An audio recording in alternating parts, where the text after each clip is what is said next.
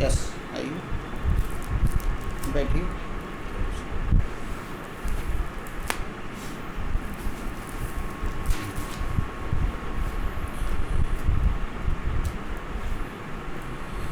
राजकिशोर, आपके पारिवारिक पृष्ठभूमि एडवोकेसी की है?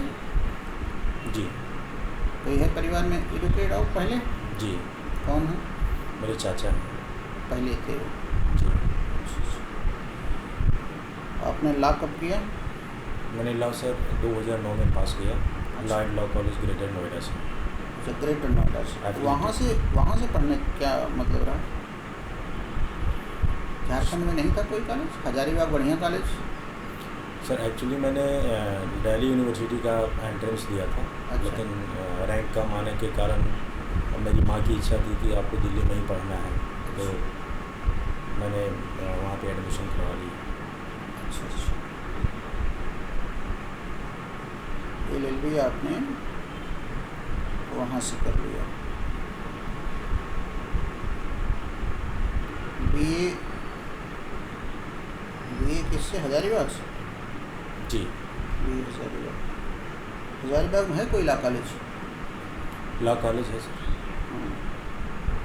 है वहाँ की कुछ स्टूडेंट हुए हैं यहाँ से जे में? अच्छा, तो इसमें आप क्या कर रहे हैं? इसमें मैं प्रैक्टिस कर रहा हूँ सर। प्रैक्टिस कैसी चल रही है? ठीक चल रही है सर। ठीक। कुछ भी औसत मंथली कितना औसत आ जाता होगा? सर इतनी इनकम आ जाती है कि फैमिली मेरा चल जाता है सर। तो वही इनकम के लगभग अराउंड जो है लगभग सर 30-40,000 के आसपास आता है। आ जाता है। बच्चे कितने हैं? सर बच्चे हमारे 3 हैं सर। 3। चलिए, तो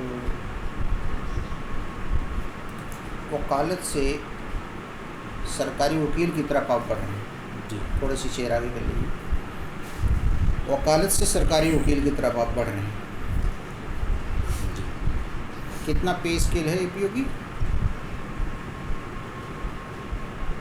जो फार्म भरे थे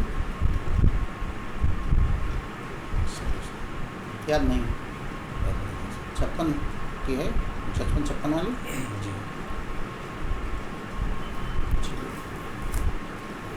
आपका जीवन में उद्देश्य APO ही बनना है कि कुछ और आगे जाना है? सर फिलहाल तो APO बनना है। अच्छा, अंतिम उद्देश्य APO सर बस? हायर जुडिशियल में अगर मौका मिला तो नहीं जाऊँगा? जाऊंगा सर, बेशक जाऊंगा। बेशक जाऊँगा। तो गोल तो जुडिशियल भी बनना है। इंटरव्यू का आपका लैंग्वेज क्या होगा? सर ऐसे तो दोनों मेरे लिए ठीक है सर, लेकिन हिंदी में देना चाहूँगा। ठीक, चलिए। कॉग्निजेबल ऑफेंस, संज्ञेय अपराध किसे कहते हैं? सर संज्ञेय अपराध उस अपराध को कहते हैं जिसमें पुलिस अधिकारी बिना मजिस्ट्रेट के आदेश का अभियुक्त की गिरफ्तारी कर सकता है। FIR संज्ञेय में होगी तो असंज्ञेय में, दोनों में? सर FIR संज्ञेय अपराध में होगी। अच्छा, FIR संज्ञेय में होगी। ठीक। अगर संज्ञेय अपराध की रिपोर्ट पुलिस नहीं लिखती है तो जिला कचहरी के अधिवक्ता का अगला कदम क्या होगा? सर 2 ऑप्शन है सर। हाँ। एक तो सेक्शन 154(3) के तहत SP को प्राथमिकी दर्ज कराने के लिए रजिस्टर कोर्ट से एप्लीकेशन भेजेंगे। दूसरा ऑप्शन है सेक्शन 200 के तहत कंप्लेंट फाइल करेंगे। तीसरा कोई ऑप्शन नहीं? और कोई ऑप्शन वकीलों को नहीं है? ये फालतू क्या 156(3) लोग डालते हैं किसके लिए? 156(3) डालते तो हैं। ये है क्या 156(3)? 156(3) है सर, लेकिन वो मजिस्ट्रेट को पावर है सर, 156 क्लास 3 में। ऑप्शन कहा जाए कि ना कहा जाए इसे? सर वकीलों के लिए ऑप्शन को नहीं है सर, अगर कोई- भाई वकीलों के पास एक ऑप्शन है, वहाँ के माध्यम से, न्यायालय के माध्यम से FIR लिखवाऊँ 156(3) के माध्यम से। कॉग्निजेबल ऑफेंस है तो हमारा रिपोर्ट लिख करके ही इन्वेस्टिगेशन करें। कभी 156(3) डाला नहीं? जी डालें सर। उसके माध्यम से FIR आपकी लिखी गई? जी लिखी गई है। तो आज तक जब ऐसा काम कर चुके हैं तो बताने में शर्म क्या है? तो ऑप्शन 4 हो गए। जी सर। 154 156 154 के माध्यम से प्रोसीडिंग आप बढ़ा सकते हैं। 154(3) के माध्यम से, SP के माध्यम से, 200 में, 156(3) में, इन माध्यम से अपनी कार्रवाइयों को चालू कर सकते हैं।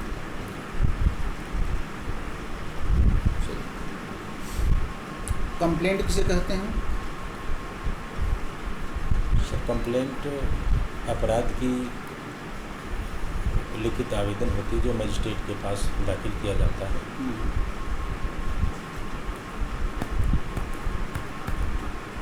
अच्छा, रिमांड किसे कहते हैं?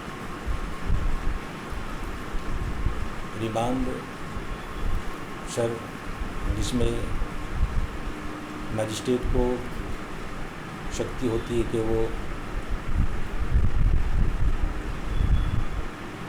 अभियुक्त को न्यायिक अभिरक्षा में रखें और पुलिस के पास भी मैक्सिमम 15 दिनों के लिए पुलिस अभिरक्षा में रखें। रिमांड किसे कहते हैं, पहले 2 शब्दों में कोई बताएंगे क्या है ये रिमांड?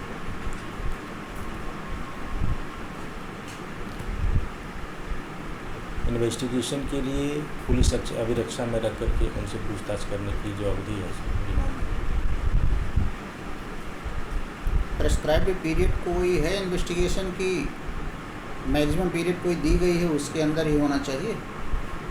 तो पुलिस अभिरक्षा के लिए 15 डेज है सर। इन्वेस्टिगेशन के लिए सर पुलिस 10-20 साल इन्वेस्टिगेशन करेगी, कोई पीरियड होना चाहिए? है सर। क्या है? सर उसमें 60 दिन और 90 दिन का पीरियड है। ये 2 अवधि क्यों दी गई है? एक ही तो होना चाहिए, ये वर्गीकरण क्यों? वर्गीकरण का कारण यह है सर कि 60 दिन के लिए वैसे अपराध के लिए इन्वेस्टिगेशन का समय दिया गया है, जिसकी सज़ा की अवधि जो है वो 3 साल से कम अवधि की है, और 90 दिन का है जो 3 साल से अधिक और आजीवन कारावास अथवा मृत्युदंड का जिसमें सज़ा हो, वैसे अपराधों के लिए 90 दिन तक के लिए समय सीमा निर्धारित की गई है। इसको दूसरे तरीके से बताइए। गंभीर अपराधों में ज़्यादा समय दिया गया है, कम गंभीर अपराधों में 60 दिन का दिया गया है, क्योंकि वो 3 साल वाला गलत हो रहा है। वो है ही नहीं उसमें सेक्शन, वो सेक्शन में नहीं है। वो मृत्यु आजीवन कारावास या 10 वर्ष से अन्यून अवधि के लिए 90 दिन है, बाकी में 60 दिन है। तो 3 साल वाला गड़बड़ है, इसलिए पैरामीटर ये अपना लीजिए फटते। गंभीर जहाँ मामले वहाँ पुलिस को ज़्यादा टाइम दिया गया है, जो गंभीर से कम गंभीर हैं उनमें 60 दिन दिया गया है, तो गर्दन फंसेगी नहीं।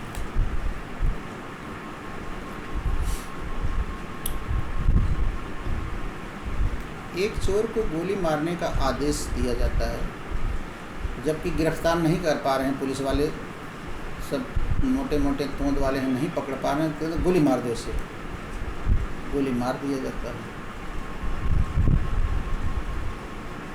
पुलिस वालों का एक्ट क्या लॉफुल है? लॉफुल है सर। श्योर? कहाँ से है लॉफुल? कानूनी पुलिस एक्ट से। पुलिस एक्ट में? और sir general exception Indian police act में तो कहीं है नहीं ऐसा। पुलिस एक्ट में जितनी धाराएं हैं 44-45 धाराओं में तो ऐसा कुछ नहीं है। General exception sir. Police act में नहीं sir, Indian penal general exception है गोली मारने का आदेश।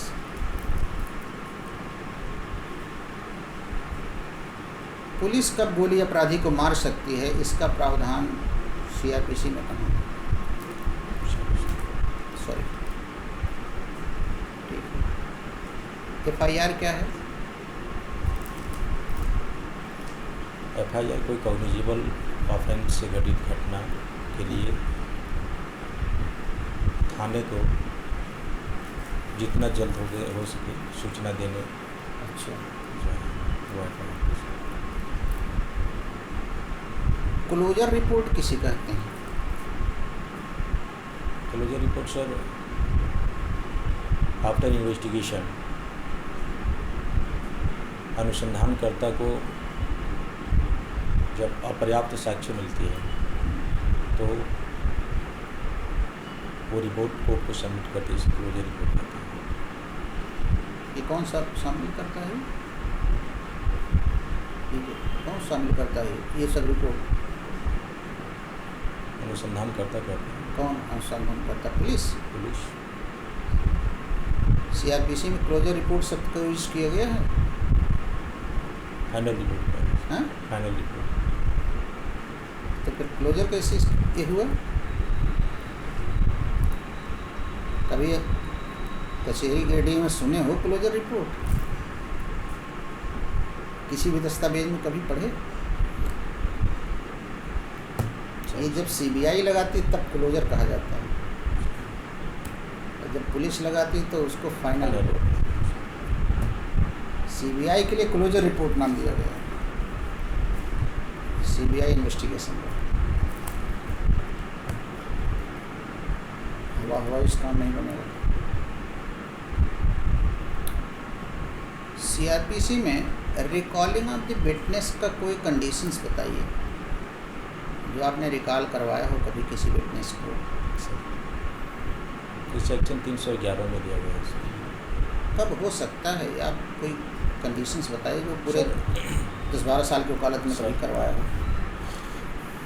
सर कोई साक्षी जिन्होंने साक्ष्य दे दिया और अगर दोबारा उन्हें हमें बुलाना है। नहीं, आप अपने वकालत पेशे में कभी किए कि नहीं इसको? सर किए।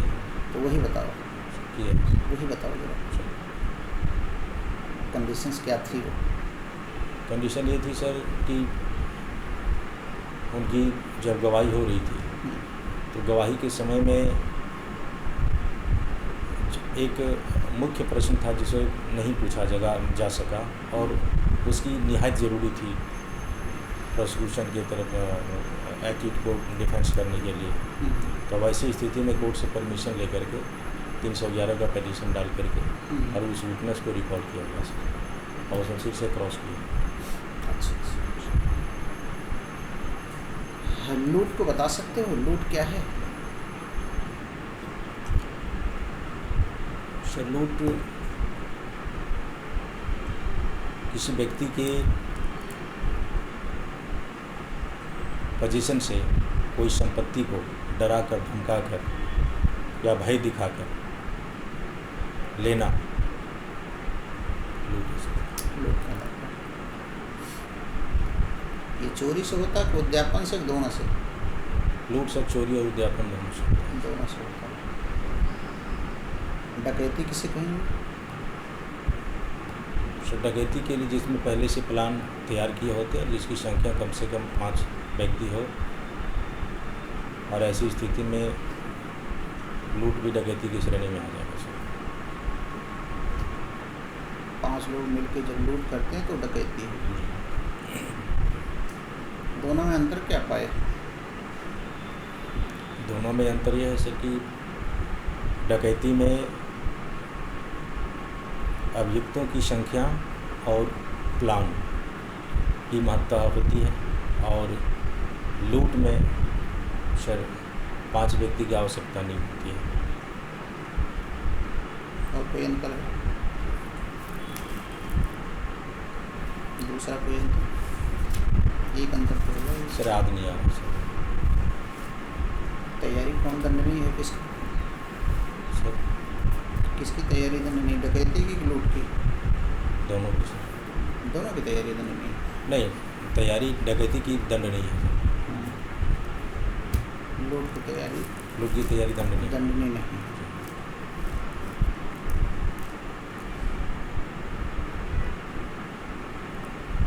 Honesty and strong determination.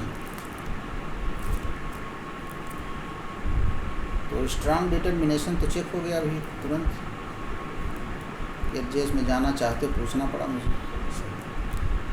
उसके बाद बोले कि हाँ जाना चाहते हैं।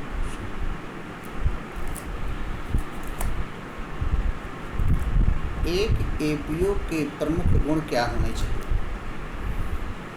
सर, एक एपीओ का प्रमुख गुण सर ईमानदार होना चाहिए, कर्तव्यनिष्ठ होना चाहिए, अपने कार्य के प्रति निष्ठावान होना चाहिए, व्यवहारिक होना चाहिए और धैर्यवान के साथ साथ प्रेशर में भी रह कर के कार्य करने की उनके अंदर दक्षता होनी चाहिए। क्या एपीओ ऊपरी आमदनी कर लेता है? सर नहीं सर। कचहरी में तो आप अपने प्राइवेट प्रैक्टिस में कुछ सुने हैं ऐसा कमाता है पैसा? सर हमने तो अभी तक इस प्रकार का कोई बात नहीं सुनी सर। ऐसा नहीं सुना। सरकारी वकील को पैसा देने के नाम पे प्राइवेट लॉयर काफ़ी पैसा ले लेते हैं। सर हमने ऐसा कभी नहीं सुना सर। अच्छा, ना सुनिए तभी सही है। किताबें पढ़ने के आपको बहुत सारी सर है, लिखा है इसमें। सर किस तरह की किताबें पढ़ते हैं? सर मैं जीवनियाँ पढ़ता हूँ सर, महापुरुषों की। और जो रिलीजियस बुक्स होते हैं सर, रामचरितमानस, अच्छा, श्रीमद् भागवत गीता अच्छा। और शिव महापुराण वगैरह रिलीजियस पुस्तक। रामचरितमानस कई पार्ट में लिखा गया है। जी रामचरितमानस कांड, अलग अलग कांड जैसे लिखते हैं, उनमें से कौन सा कांड ज़्यादा प्रभावित किया? सर हमें सबसे अयोध्या कांड से। अयोध्या कांड। तो अयोध्या कांड आपको प्रभावित करने का रीज़न क्या था? सर उसमें भगवान राम जो है, जब वनवास गमन की बात होती है तो भगवान राम ने अपने आदर्श को स्थापित करने के लिए जो उनकी माँ की इच्छा थी कैकेयी का, उनकी इच्छा की पूर्ति करने के लिए और पूरे संसार से जो पाप जो बढ़ गए थे उन सबको मुक्ति दिलाने के लिए उन्होंने वनगमन का रास्ता चुना। और जब भरत वापस आए तो भरत वापस आने के बाद वो राजगद्दी को त्याग करके वो अपने अनुज भगवान राम को बुलाने के लिए और पैदल अयोध्या से चल कर के चित्रकूट तक पहुँचे। और उन्होंने जो भगवान राम और भरत का जो संवाद है सर, वो हमें ज़्यादा प्रभावित करता है सर।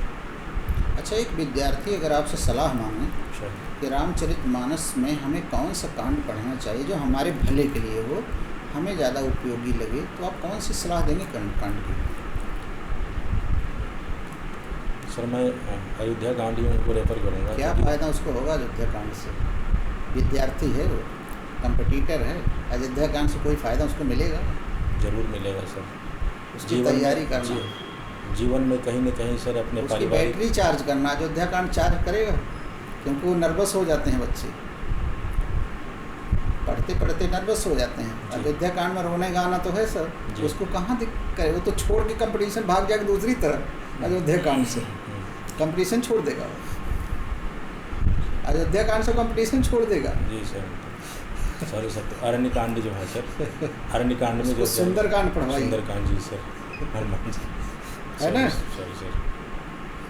राम काज कीने बिना मोहि कहाँ विश्राम, सर यही विद्यार्थी के लिए है। जी सर। यानी जब तक मैं अपने लक्ष्य को न पा जाऊँ तब तक मैं चलता रहूँ। सर ये तो सुंदरकांड में मिला सर। सुंदरकांड जब पढ़वाएंगे तो उसके अंदर साहस आएगा, हिम्मत बढ़ेगी। और अयोध्या कांड पढ़वाएंगे तो उसके पढ़ने लिखने में नहीं फ़ायदा करेगा।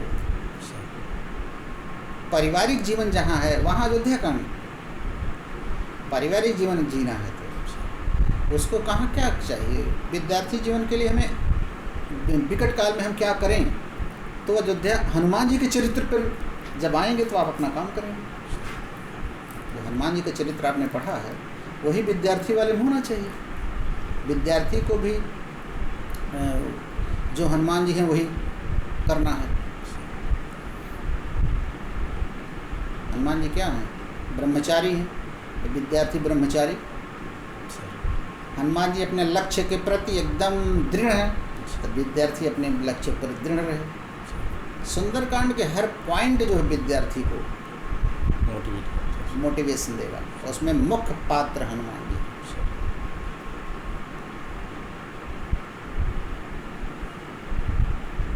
सुंदरकांड की कोई एक दो लाइन।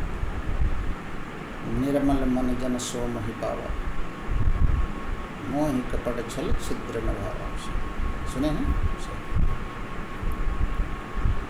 कि जो निर्मल मन से ही हमको चाहता है वही उन्हीं को हम मिल सकते हैं, कपट से नहीं। विद्यार्थी के लिए ये बहुत बड़ा है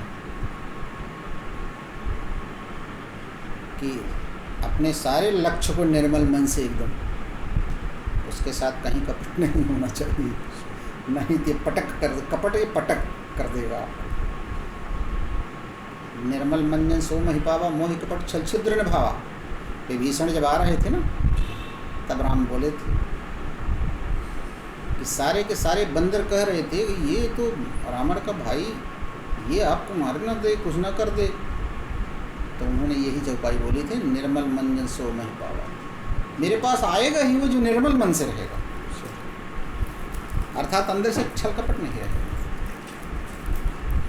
तो स्टूडेंट के लिए वो कांड नहीं चाहिए जिसमें पारिवारिक चीज़ों का बड़ा, उसमें टोटल पारिवारिक है। और विद्यार्थी के बारे में जो आपने पढ़ा है, कौन सा गुण पढ़ा है? काक चेष्टा बकोधानम स्वाम निद्रा तथेवचा, अल्पाहारी गृह त्यागी विद्यार्थी, ये सब लक्षण है। बाल कांड में कौन लक्षण है? अयोध्या कांड में लक्षण है। विद्यार्थी नर्वस हो जाता है, अपने लक्ष्य से भागने लगता है, वहाँ पर हनुमान का चरित्र उसको आगे बढ़ने के लिए प्रेरणा देता है। और हनुमान का चरित्र लंका में प्रवेश से लेकर के और सीता के यहाँ से वापस आने तक पूरा उसके लिए काम करेगा, समझिए उसकी बैटरी चार्ज कर देगा। अच्छे तरीके से वो चरित्र अगर सुन ले, एकदम नर्वस लड़का भी फुल पावर में आ जाएगा। तो किस प्रकार की और बुक्स जैसे रामचरितमानस आप पढ़ते हैं, या ये भजन,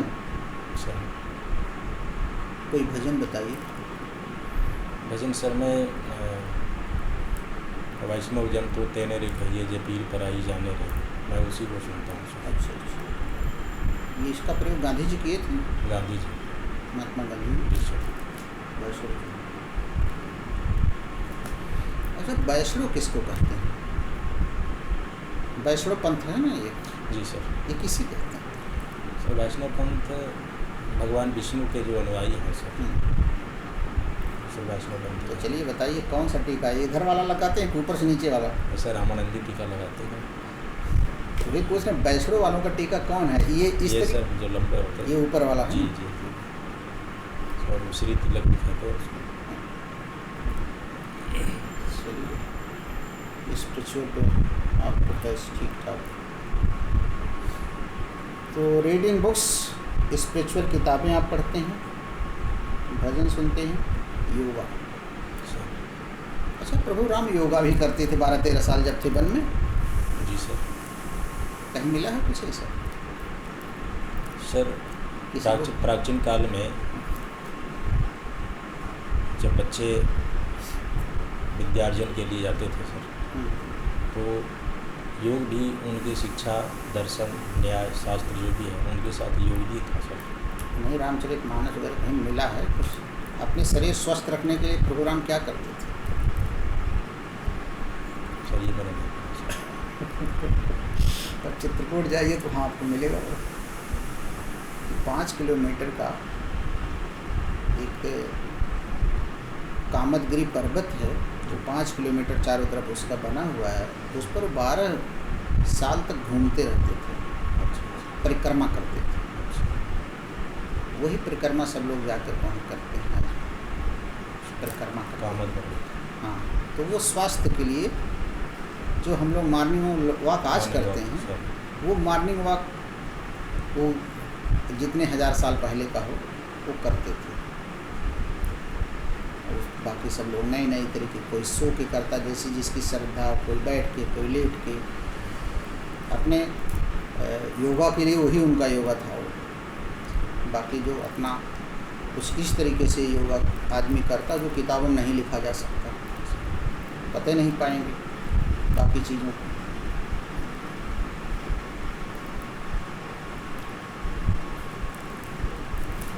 तो इंडियन कॉन्स्टिट्यूशन में मूल अधिकार और मानवाधिकार में क्या फ़र्क है?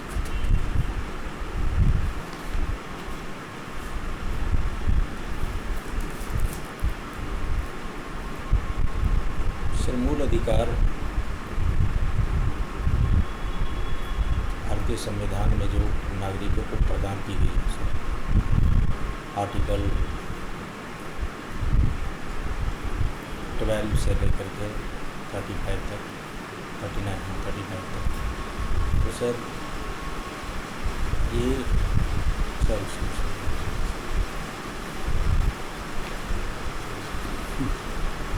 मूल अधिकार available to citizen or person against state, but human right is available against person to persons and from state to also.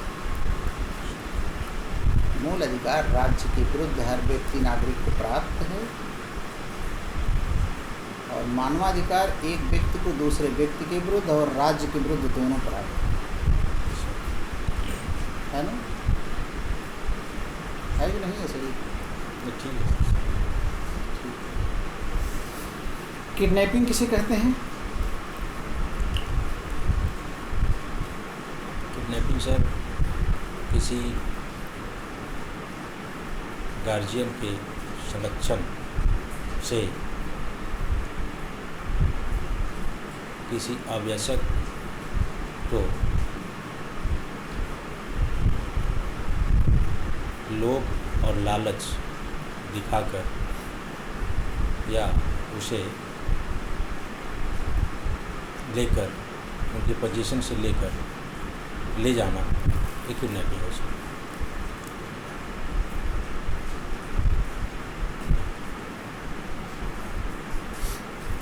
Kidnapping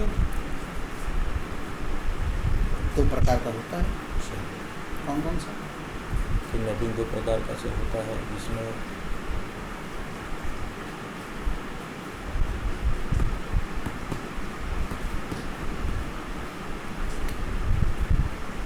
एक होता है किडनैपिंग फ्रॉम इंडिया और एक होता है किडनैपिंग फ्रॉम लॉफुल गार्जियन।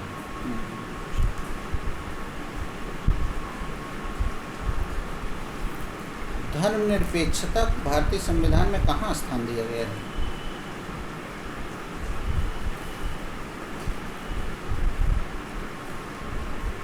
धर्मनिरपेक्षता सर ये 2 जगह है सर। एक तो धर्मनिरपेक्षता की व्याख्या संविधान के प्रस्तावना में भी की गई है, और आर्टिकल 25 जहाँ पे सबको धर्म आज़ादी है धर्म। NCR और FIR में क्या फ़र्क है?